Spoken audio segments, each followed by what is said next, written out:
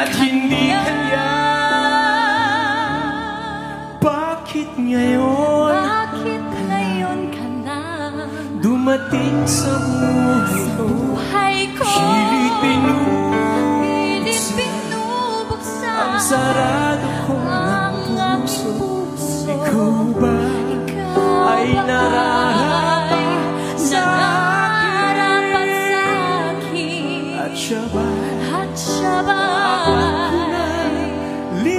dapat limutin? Nais kong malaman bakit ngayon ka na dumating.